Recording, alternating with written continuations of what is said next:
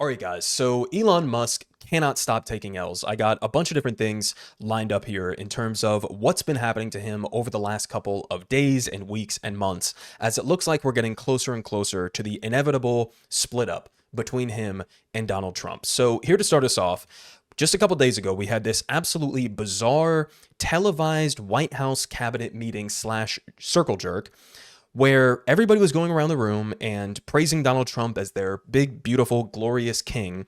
And when it came to Elon Musk's turn, he praises him and then makes a pretty big admission here in terms of the utter and complete failure of Doge. Well, thanks to your fantastic leadership, this amazing cabinet, and the very talented Doge team, I'm excited to announce that we anticipate savings in FY26 from reduction of waste and fraud by $150 billion. And I mean, and some of it is just absurd, like people getting unemployment insurance who haven't been born yet. I mean, I think anyone can appreciate whether, I mean, come on, that's just crazy. You know, some of these things, people ask me like, well, how are you going to find waste and fraud in the government? I'm like, well, actually just go in any direction. That's how you find it. It's very common. it's, as the military would say, target-rich environment. Okay, so a couple of different things here. Number one, as pointed out here by the Bulwark, on the campaign trail, Elon Musk was saying he's going to be able to save $1 trillion, maybe $2 trillion from federal spending. Now, in this clip, he's saying maybe by fiscal year 2026, we will be able to save upwards of $150 billion in what he calls waste, fraud, and abuse. But as we've seen and covered over the last number of months, when he says waste, fraud, and abuse, he either means programs that he doesn't understand, or social programs for working class people that he just doesn't like, or gutting accountability measures for corporations and billionaires like himself within the federal government, or just mass firing of federal employees, many of which he then has to rehire because they were actually doing critical things within the government, right? So he's basically cut it by less than 10% of his original goal. And he's saying that this is a success. Keep in mind, guys, this is coming at the same time that the Trump administration is trying to push over a $1 trillion military budget. $1 trillion military budget.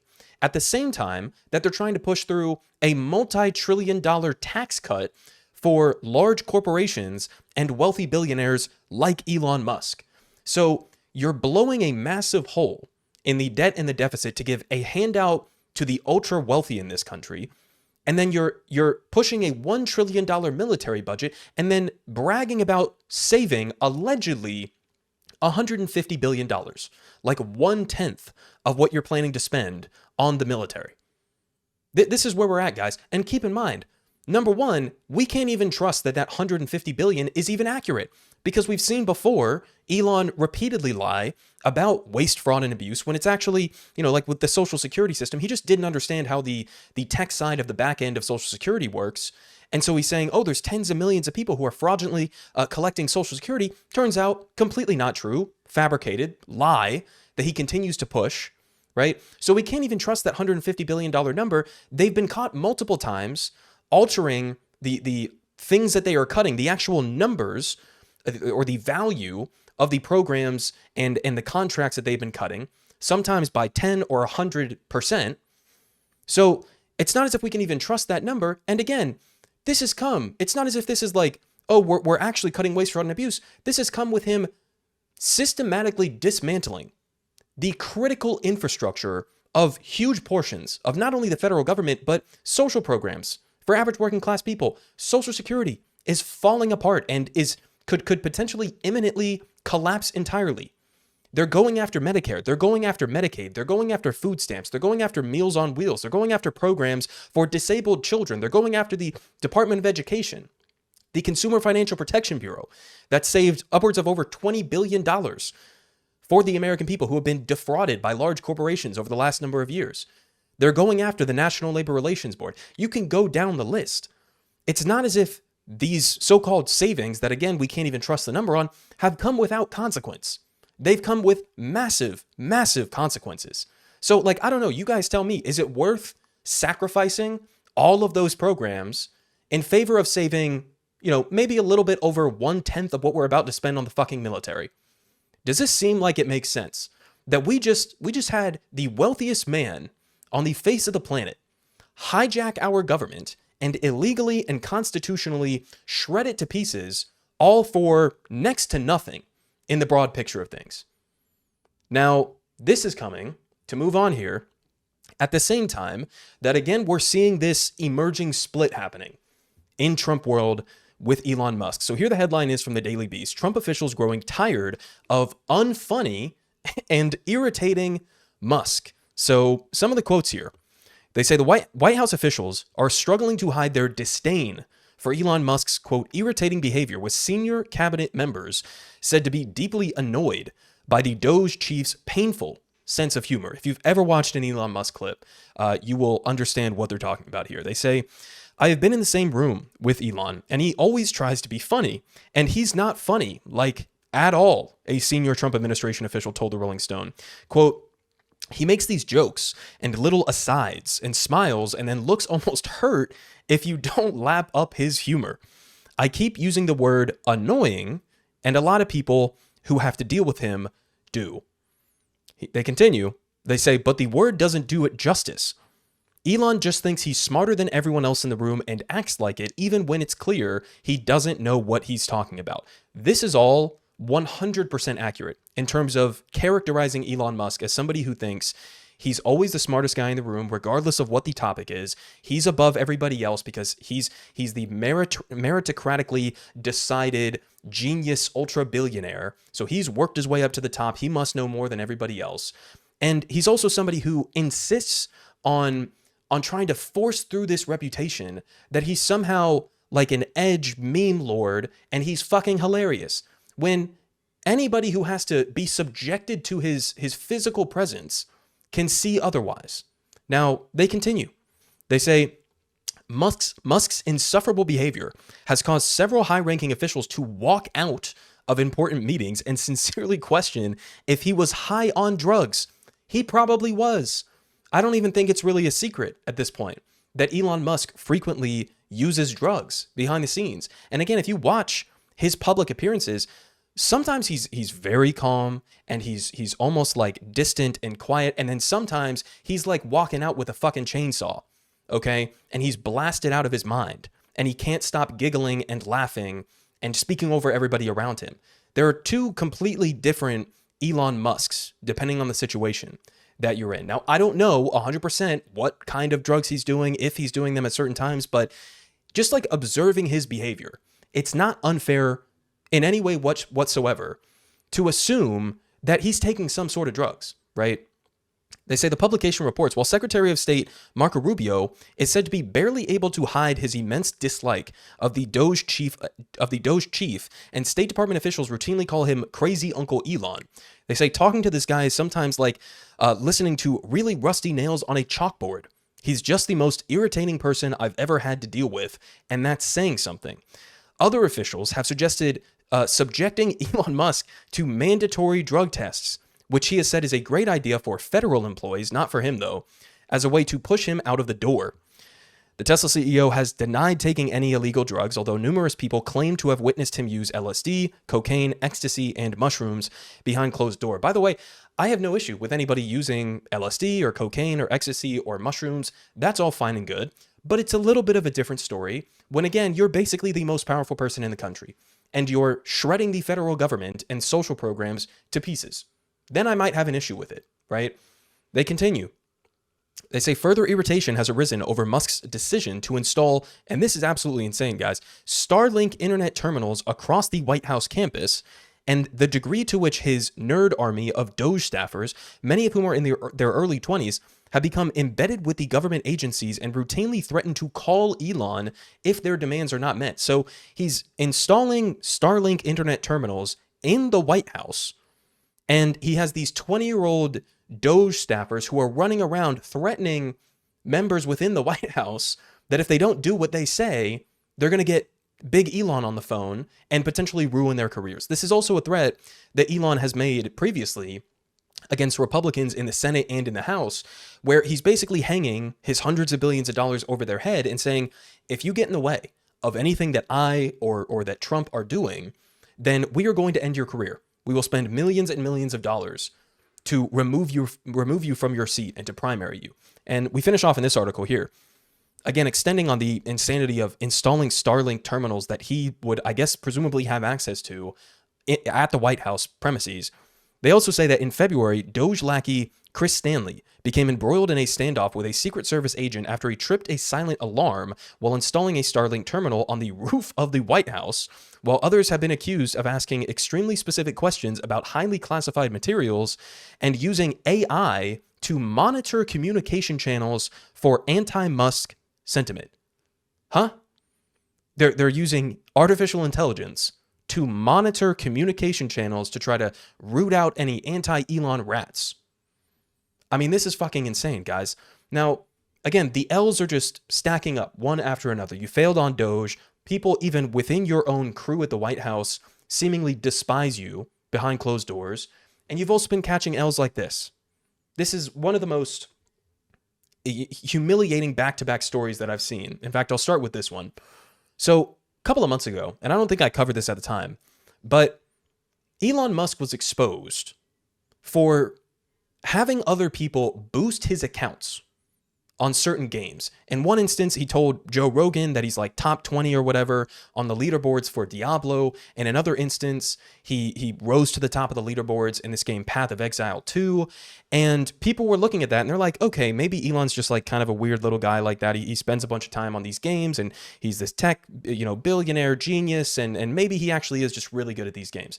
Then you had some people who actually play these games for a living or they're well experienced in them, and they were looking at footage of Elon Musk, I think specifically playing Path of Exile, and they realized, okay, number one, he has certain items within this game that even full-time streamers who play this game all day don't have access to, right? Things that somebody who's running multiple companies, they're in the White House, they're doing all of this and that, there's no way that he would have possibly had the time to acquire all of these things. And they're also looking at the fact that when he's live streaming himself playing these games, he very obviously doesn't even understand the basic mechanics of the game, like how to fast click a certain item from you're holding it into your inventory or whatever, right? Just the basic fundamentals of the game.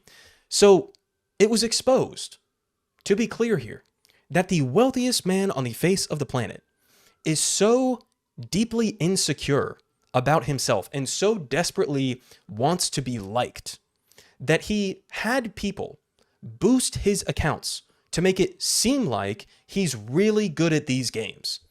I mean, is this not the most pathetic thing you've ever heard in your entire life? You are worth more than God, and this is what you're doing.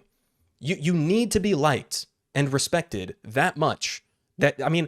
Already, even just like an average person, either cheating in a game or hacking in a game or having somebody else boost their account, that's pretty pathetic in and of itself, right? But for the richest man on the face of the planet, arguably one of, if not the most powerful people in the world, that he's doing that because of how insecure he is. I mean, it's just beyond pathetic. That doesn't even put it into words. Now, following up on the gaming aspect of this, we also had Elon Musk rage quitting a live stream after getting ruthlessly cyberbullied by gamers. So here from the Rolling Stone, they say Path of Exile 2 is one of Musk's favorite games, so much so that he once claimed to be one of the top players in the world in an attempt to boost his gamer cred, before later backtracking and admitting that he had been secretly paying people to level up his account to make him appear more talented than he was. Nevertheless, while attempting to show off Starlink's in-flight Wi-Fi capabilities while on board his private jet, Musk streamed himself playing some of Path of Exile on the hardest difficulty, broadcasting it live on X. So here's where we get to the trolls. The Doge chief, predictably, was terrible at the game, but that was the least of his problems. Less than 5 minutes into the stream, a player logged on and asked Musk if he could, quote, "Please jerk off Mr. Trump so he dies of a heart attack." It gets worse from there. For the next hour and a half, Musk sat in a stony-faced silence and blasted techno music while dozens of users with names such as Elon is a PDF file and Elon Musk is pathetic repeatedly spammed the chat to tell him you have no friends and you will die alone and you will always feel insecure and it will never go away. Another person, and this is one of my favorites here, said, Elon, it's me, Ashley St. Clair. I have no other means of contacting you, so I bought Path of Exile 2 early access. Please pay your child support. Thank you, Elon. Here's a little screen cap from this, and you can see Elon here in the plane, just sort of like, again, stone-faced, depressed. There was clips of him banning people from the chat as some of this was coming in, and he couldn't keep up with it. So you love to see it. I mean, what else is there to even say about this? I don't really know what he would expect in this kind of a situation, especially since he's playing the game that he was already exposed to have gotten himself boosted on. But there you go, Elon Musk, and this should be the case everywhere that he goes for the rest of his life. He should be mercilessly trolled like this. Now, this also comes after, on a different note, some other L's that he has been taking recently with the obviously massive Wisconsin Supreme Court election that he spent millions and millions and millions of dollars on, including trying to hand out $1 million checks to people to essentially bribe them to participate and to vote for the Republican candidate here. He lost that election overwhelmingly. He made himself the centerpiece of it. He was rallying there. He was, again, pouring in millions and millions of dollars to it. Still lost. He made it a referendum on himself and he lost, which also was sort of like doubly bad for him, not only because they lost and he claimed that this was a battle for Western civilization or whatever, but also because this showed Trump definitively that Elon Musk is not a political winner. He's a political liability, if anything, right? Him going to Wisconsin and rallying like this and making himself the center figure of all of it probably hurt the Republicans' chances of winning this election. So Trump definitely takes that into consideration. He probably assumes that in the 2024 election, Elon was a big win for him, right? Which may be the case to some extent at least. But now that everybody has been witnessing him running around, ripping up the federal government illegally and unconstitutionally and just being an open oligarch, yeah, people are starting to turn against him. And maybe it's not the political winner that you may have once thought. We also have, again, even members of the Trump administration turning against him. Here we have the Secretary of Transportation speaking out against him directly, pretty much. But I want to talk about Doge for a second. Okay, I know there's been a lot of people there's been some freak out, there's been some concern, there's been a lot of emotion. And I would just tell you, do I want to make our government more efficient? Do I want to be able to do a little more with a little less? Because then I put more money into the great work that we do. Yeah, I want to do that. But you can't do that without good people, right? And so, though I want us to be more efficient, I also look, and as I think of Doge cutting things, I don't know about that elsewhere, but we actually build things here, right? You can't cut your way to a new road. You can't cut your way to a new bridge. You can't cut your way into a new air traffic control system. So we're actually going to build in this department. So, I mean, again, we now are at the point where members of Trump's top cabinet positions are pretty much directly calling out Elon Musk. And he's not wrong about the fundamental premise of what he's saying here, that it's kind of hard to improve U.S. infrastructure as it's crumbling into oblivion if you're cutting the agency that would potentially assist in facilitating building out new infrastructure, right? So he's not wrong about that. And again, the cracks are starting to form. Another major L, as we finish off the video here, has been how much money he's lost off Tesla. This is the Tesla stock year to date. So this is going back all the way to early January. And you can see, I mean, at one point it was all the way up here at like 428, close to 430. Now it's, almost 200 points below that at 254. Year to date, he's down 33% on his Tesla stock, which obviously makes up a huge portion of his wealth. So I guess in terms of his wealth, he's lost billions and billions and billions of dollars throughout the course of, his White House stay. And part of this is probably, to do with, again, his overall image in the American people and how he's built Tesla stock to be so high based on propaganda surrounding himself and making himself into the Tony Stark and making all of these promises that he can never keep. But some other aspect of it is the protests that we've been seeing. I mean, we have thousands and thousands of people, in some cases straight up vandalizing Teslas and Tesla dealerships, in other cases, peacefully protesting outside of them, right? To try to pressure people, hey, don't buy a Tesla. You even got people putting stickers on their car that say, I bought this before I knew Elon was fucking insane, right? So another major L there for Elon. And this might be part of the reason why he's deciding to leave the White House, is because he's taken such a direct financial hit.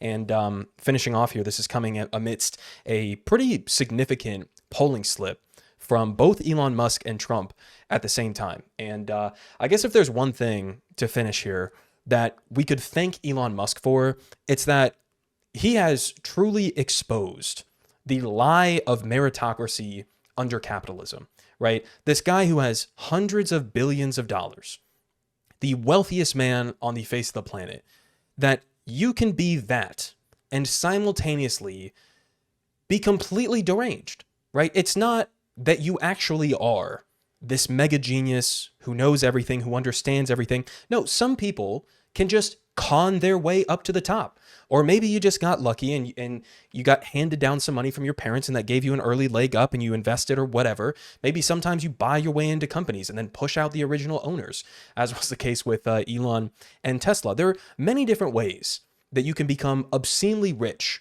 in the United States of America. But to pretend as if it really is about the best, the brightest, the hardest working people rising to the top, Elon Musk has definitively proved that to not be the case. And he's taking down whatever shred of, I guess, credibility billionaires had in this country left.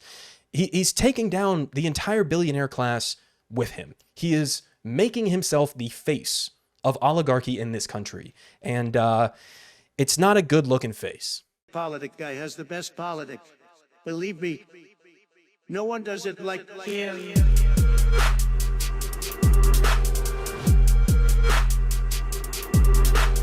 Believe me, everyone is saying